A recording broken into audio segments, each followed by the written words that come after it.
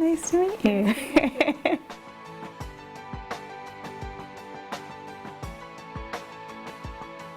So I'm originally from England and I came to the US as a college student. I went to Suffolk University and I really liked being in the US so much that I decided that I wanted to stay and get a PhD.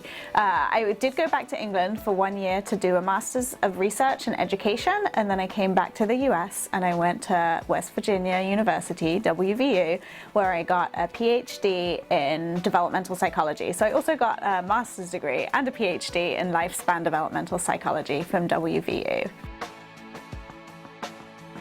Most of my research to this point has focused on gender and friendships. So I have studied sex segregation in friendships, and that's the tendency for men and women and boys and girls to separate in friendships and casual encounters.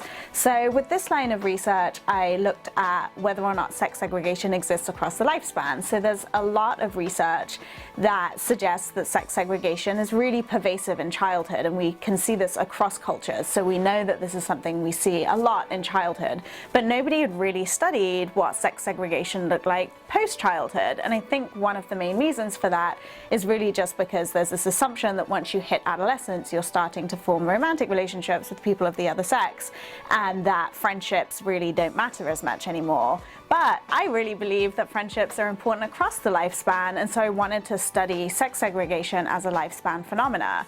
And in this research, along with my colleagues, we've managed to show that sex segregation really does exist across the lifespan. So we've collected data with adolescents, with emerging adults who are college-age students. We've looked at people in their 30s and looked at sex segregation in their friendships. And we've even looked at people, I think our oldest participant in one of these studies was in their 90s. So we've really been able to document that sex segregation does exist across the lifespan.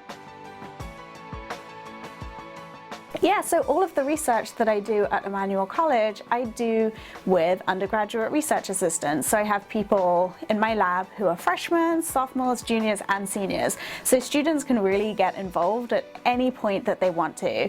And it's actually a lot of fun to be able to work with students on research, because I get to introduce them to the research process, and I really get to mentor them and train them one-on-one. And I think this is actually one of the benefits of an Emmanuel education, is that you get to have these opportunities. If I had been at a bigger school, I probably would have been working with graduate students, so they would have gotten all of my attention. But because I don't have graduate students, my undergraduate students are the ones who are my research lab, and so they get opportunities that I don't think they would have gotten if they had gone somewhere else. So all of the students in my research lab attend weekly lab meetings, they collect data, they get to prepare IRB proposals, which are ethics proposals that we do in psychology.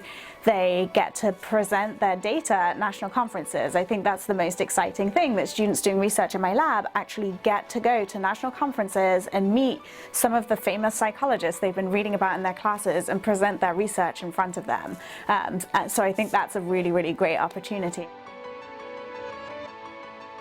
I think everybody always has the same answer to this. The thing I like best about Emmanuel really is the students. I really like being able to interact and to work with them. I really love having the opportunity to get to know my students one-on-one and to be able to provide this individualized mentoring. Again, I think at bigger schools it's harder to do this. When I have 200 students in a class, it's really hard for me to get to know all of them, but here at Emmanuel with smaller class sizes, I can really get to know my students. I really find the students here to be engaged, interested, and they really care about social justice, which I think is fabulous, because it's something that I care about too.